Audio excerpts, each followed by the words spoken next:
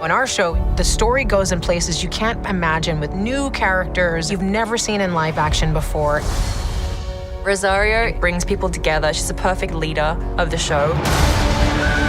In this story, Ashoka hears whispers of the Empire returning, and she decides to enlist Hera's help. We have to prepare for the worst.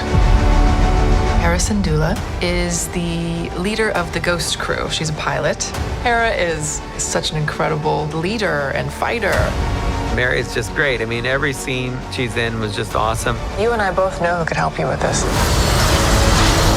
Oh my God, that is Sabine. Natasha's so perfect for the character. Sabine's already a warrior and very proven, and she's Ahsoka's former apprentice. You never made things easy for me, Master.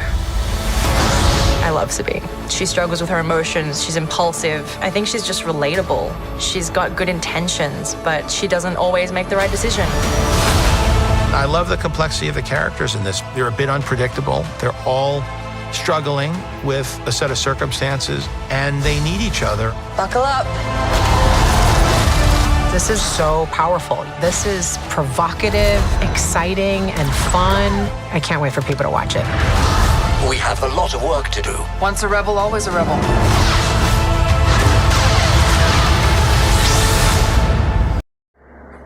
What's going on, guys? Bart here with Tully Television, and I want to thank all of you, the returning viewer, the new viewer, the future viewer, for stopping by here, checking us out. I hope that today is the day we earn that subscription. We're going to be getting into Ahsoka Episode 3, entitled Time to Fly. Written by Dave Filoni, directed by Steph Green, starring, of course, Rosario Dawson as Ahsoka, Natasha Liu Bordizzo as Sabine Wren, Mary Elizabeth Winstead as Hera Syndulla, General Hera Syndulla, Ray Stevenson, rest in peace as always, Balin Skull, Ivana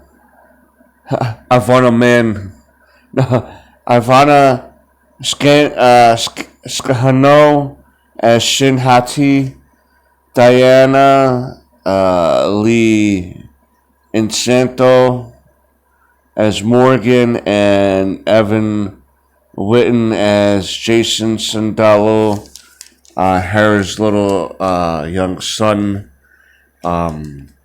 If you're into the Rebels and Clone Wars lore, you'll know who his father is. Again, I'm not too familiar with the lore of the Rebels and Clone Wars show to fill in any backstory like that at the moment. There's just so much Star Wars content and other content one can take in. However, I'm going to do my best to give you a full review from my perspective on this show. Now, in my review for the first 2 episodes, I enjoyed those episodes, being introduced to some of these characters that I was unfamiliar with that some people hold so much love for, like Sabine and Hera and Ezra and Thrawn and all that. And the premise of this show is finding Grand Admiral Thrawn and hopefully finding Ezra. And there's some theories about what has happened to Ezra in between. And we'll get into that as the season progresses. But I will have to say that for this particular episode, I was not a big fan of, because it seems like the lore that they were trying to establish in the first 2 episodes, there's already kind of like a contradiction to it in this episode, and I'm a little confused about it in the sense of maybe I'm missing something, maybe I'm getting confused about something, and that's alright. It wouldn't be the first time getting into that state. And Ahsoka and Sabine supposedly was established in the first 2 episodes that they were trying to have like a mentor Padawan relationship, that Ahsoka had taken her Sabine under her wing to do Jedi training. So, and then something happened to where they had a falling out and they didn't talk to each other. But we have not seen why any of that has happened. We just know that there was a falling out between them two during that Jedi training that they were trying to do. So why in this episode did it seem like none of that training happened before, with the way Ahsoka was talking to her about having to use the Force, try to train her with the no vision like Luke Skywalker and New Hope with Obi-Wan Kenobi. And then we also see, like, in the prequel trilogy, the younglings using the same type of method of training. So wouldn't have that training happened when they're first training together? And didn't Sabine train with the blind Jedi when she was using the dark saber? So why is it so, like,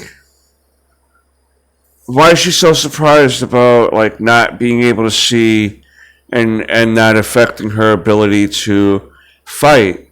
She's aware that this can happen, and so I'm a little confused as to why this all seems fresh and new to them, you know, with the training, if there was already a training history prior. Some of these issues would have came up already. The fact that Sabine is a low sensitive Force user, even Hyung, the droid who's been part of the Jedi Order himself with the training and all this other stuff, has even said her Mandalorian training is going to just out program what you're trying to do, because Sabine is also a Mandalorian.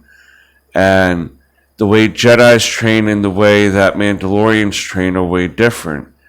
And even though they both train their warriors from a young age.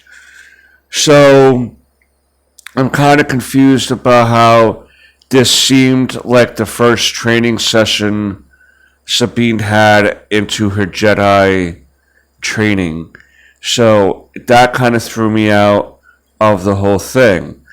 So that's how the episode starts off, Ahsoka trying to train her a little bit, and then we get to where they're going to, where they're trying to find Morgan, and in the meantime, General Hera is trying to get the New Republic to give her men and ships to go find Grand Admiral Thrawn. She's saying that there's clues to him being alive. She gets denied that because they think that her zest for finding Ezra Bridger, not Miller, is outweighing, like, her emotions for Ezra are outweighing her logical thinking, and they're not really believing. And again, they're setting up how the First Order came into play, and they're doing this so backwards, but basically the New Republic is allowing their incompetence to make it available for the First Order to start coming in again and trying to overtake, you know, everything again. Even though there's seeds of Empire loyalists, there seems to be evidence of Grand Admiral Thrawn being around. And then let's not forget about what happened to Kylo Ren. Hold on, let me get a little drink here. So she gets denied this, gets upset, and then there's a nice little scene between her and her son about how the son said he wants to be a Jedi. Hera lets Ahsoka and Sabine know that they're on their own for this particular part of the mission.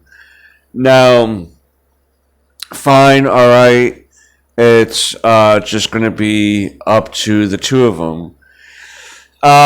It seems like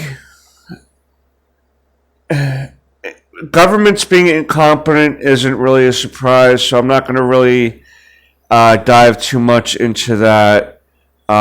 Even when obvious corruption is being laid out upon them, there's still always red tape here and there to go through. So finally we pick up with Sabine and Ahsoka again, and they go to where Morgan is, the witch, who's trying to build this hyperspace drive to that can travel great distances in a very short amount of times. And they're going it. She's doing it based off of the migration of these space whales that migrate in the hyperspace tunnels, right? Yeah. So those of you who know the Rebels history and stuff, you know which creatures I'm talking about. And Ahsoka and Sabine see them themselves in this episode, and they know they are on the right track, because one of these space whales may have been one of the ones that was around when Ezra and Grand Admiral Thrawn disappeared. And the point of this hyperspace ring is to be able to travel to now galaxies away, right? And in, again, a short amount of time, and we find out they're close to completion on this device. And what's this young lady's name here? I want to make sure I get it, the character's name. When Shin Hati takes a squad to take out Ahsoka and Sabine in their ship, another thing that confuses me. At one point in the dogfight, two ships are heading towards Ahsoka as they're shooting, and these ships must have some terrible weapons, because they did nothing against Ahsoka's ship at all. And there were 6 of them shooting at her and Sabine, and there was no sign of any real damage. There was no real sign of Ahsoka and Sabine being worried that the ship was going to blow up or be damaged. And we see Sabine trying to... we get a very Luke Skywalker thing. She misses and then she finally gets one or whatever, right?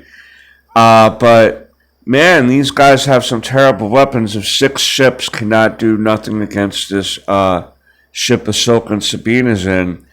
And then finally, if you remember in episode 1, one of these droids was able to self-destruct and destroy a big area, you know what I mean?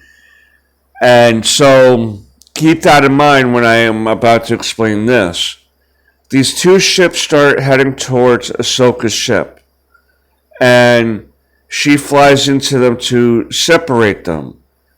But if the whole point is killing her, why not just kamikaze her ship and blow it up? I mean, isn't that the whole point of what they're trying to do, is to stop her? And most of their army are droids, so it's not even like you're really killing any of your men on your team. You're using the droids to self-destruct near Ahsoka's ship and destroy her ship and her, and then she's out of the picture. But they fly away to avoid getting hit, and then what are we doing? I mean, isn't the whole point of taking her out? So I just don't understand that they had her dead to rights, and then they get scared. The androids get scared, and I don't know. It didn't make sense to me. And if you go back to my first review of this show, I was very excited about this show, and I still stand by episodes 1 and 2 being exciting and feeling fresh to me, and I'm still going to hold out faith and hope for this show, because one episode out of 3, that's a disappointment. I'm still hoping that,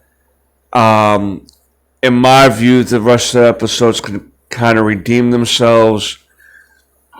I don't think I'm being nitpicky on those 2 parts. It doesn't make sense to me. I mean, visually, the show looks great. Visually, I don't think they're using Ray Stevens properly either. You have this great actor, and he was only in it for like 15 seconds at the end. Maybe they'll spotlight him more as the episodes proceed, but you have these great actors at your disposal, and you kind of waste them. And I think you kind of even wasted Obi-Wan Kenobi and Ewan McGregor with that show. You're wasting Ray Stevens in this character in this show. You're wasting Rosario Dawson and Ahsoka. I don't know. I feel like they stuttered with this episode, and I was initially given the first 2 episodes like an 8 out of 10. I have to give this episode like a 6 out of 10, and it's only because visually it's still stunning. The spacewalk with Ahsoka looked great. I don't know why she felt like had to do that. So you tell me the ship you're in is so horrible that you have to go spacewalk on your ship for you as a Jedi to destroy the ships that are trying to destroy you. So why are you even having that ship if you're not confident in the skills or the armament of that ship? I don't know. Maybe I'm nitpicking on that too. But yeah, I felt like this was a big stutter step for this series, and I think that the writing definitely took it down a notch, or a couple notches in my opinion. But we'll see how the rest of this series goes. You let me know down below what your favorite part of this episode was. And until next time, peace, Snookums.